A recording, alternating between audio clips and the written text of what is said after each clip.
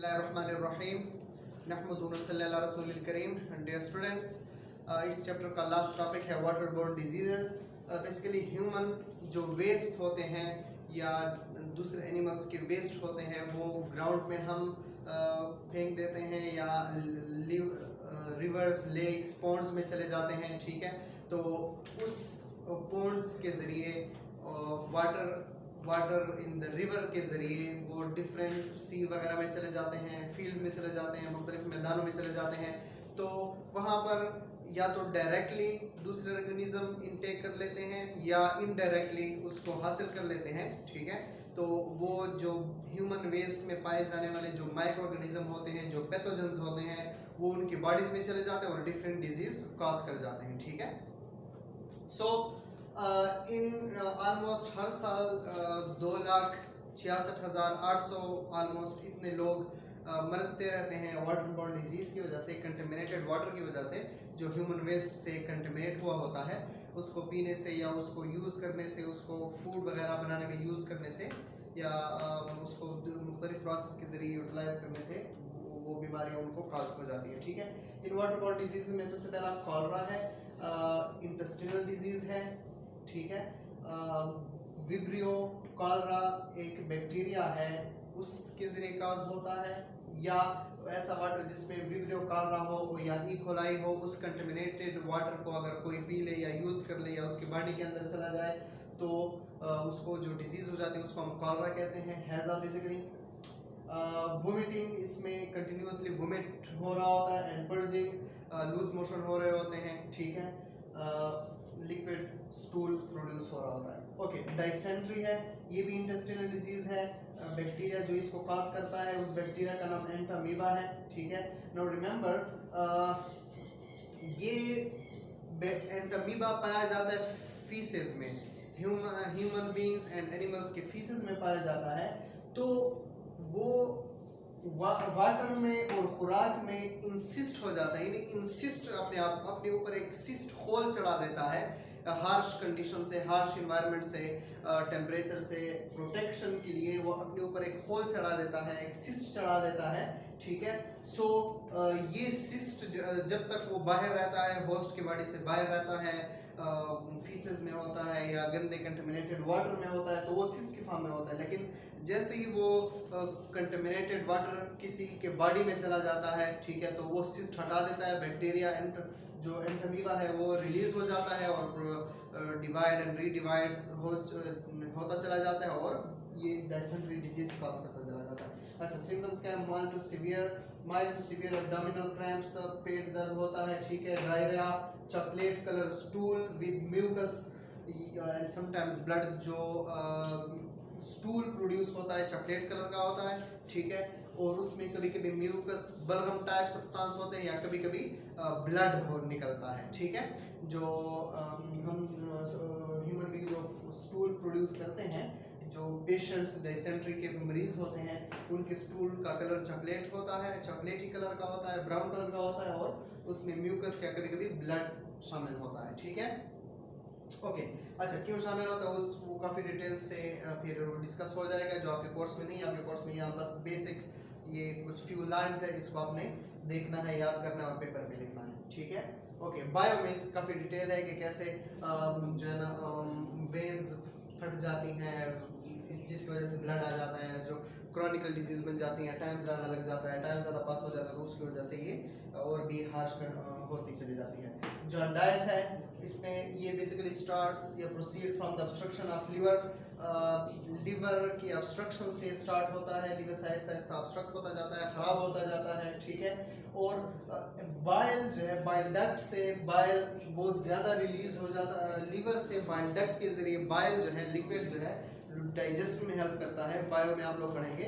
तो उससे बहुत ज़्यादा बाइल रिलीज हो जाता है, ब्लड में चला जाता है, ठीक है। ब्लड में जब बाइल की मिकदार ज़्यादा हो जाती है तो आइस का कलर येलो हो जाता है, बेसिकली उर्दू में इसको यरकान बोलते हैं, ठीक है। सो दोबारा देखें, जो बाइल नॉर्मली डाइजेशन में यूज़ होता है उससे कहीं ज़्यादा एक्सेस अमाउंट में रिलीज होता चला जाता है बाइल, ठीक है, और ब्लड में इंटर हो जाता है, जिसकी वजह से excess of bile in the blood की वजह से आई का कलर येलोइश हो जाता है, ठीक है। इसमें काजेस क्या हैं, भूख की कमी हो जाती है, लॉस ऑफ एपेटाइट, भूख नहीं लगती, वीकनेसेस हो जाती हैं, फटीग, सुस्ती वगैरह हो जाती है, ठीक है। सिमिलरली हेपेटाइटिस है, ये एक्यूट इन्फ्लेमेशन ऑफ लीवर है। दो टाइप्स ऑफ डिजीज होती हैं, एक एक्यूट, एक क्रॉनिक।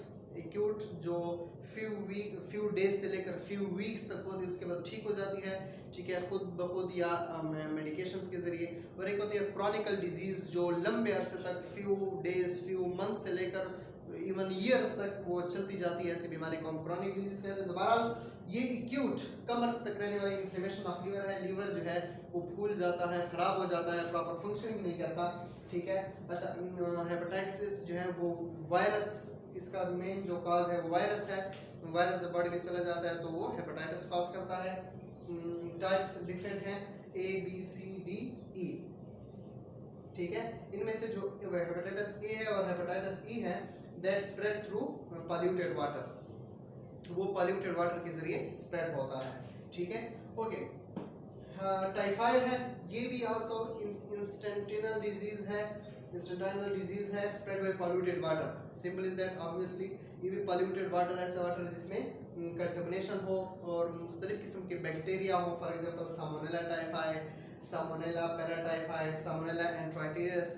ये इस किस्म के सामोनेला फैमिली के जो बैक्टीरियाज होते हैं, वो बैक्टीरिया जब पानी में पाए जाते हैं और उस पानी को अगर यूटिलाइज किया जाए, वो बॉडी के अंदर चला जाए, ड्रिंक किया जाए, तो ये सामोनेला ग्रुप के सारे जो कोई भी सामोनेला ग्रुप का जो बैक्टीरिया है, सामोनेला टाइफाई या सामोनेला पैराटाइफाई, वो बॉडी के अंदर चला जाता है और जो डिजीज का असर होता है उसको हम टाइफाइड कहते हैं, ठीक है।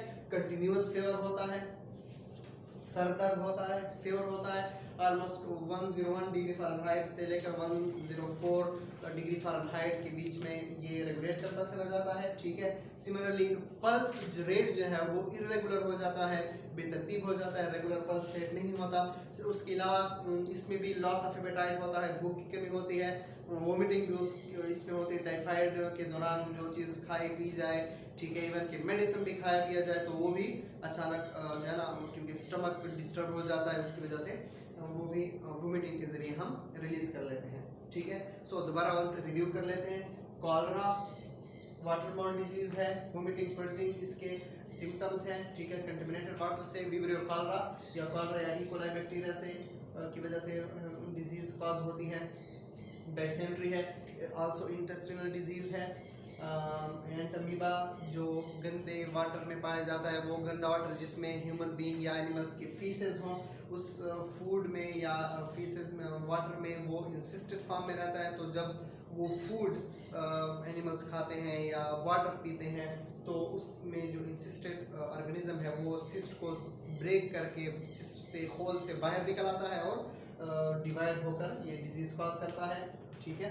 जॉन्डाइस है, इसको यरकान कहते हैं, इसमें बाइल जो है बहुत एक्सेसिवली रिलीज होता है इनटू ब्लड, जिसकी वजह से excess of bile in the blood की वजह से आइज का कलर येलोइश हो जाता है। हेपेटाइटिस है, इन्फ्लेमेशन ऑफ लीवर से स्टार्ट होता है, ठीक है, लीवर खराब हो जाता है, फूल जाता है। Different types hepatitis A B C D E, जिसमें हेपेटाइटिस ए और हेपेटाइटिस ई जो है वो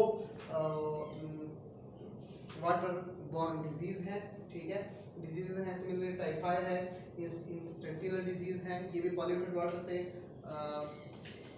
स्प्रेड होता है, ठीक है। सामोनेला फैमिली के जो बैक्टीरिया है, सामोनेला टाइफाई, सामोनेला पैराटाइफाई, सामोनेला एंट्राइटिस, वो इन किस्म के बैक्टीरिया ये काज होता है, ठीक है। और इसमें फीवर होता है बहुत तेज और इरेगुलर पल्स होता है, ठीक है।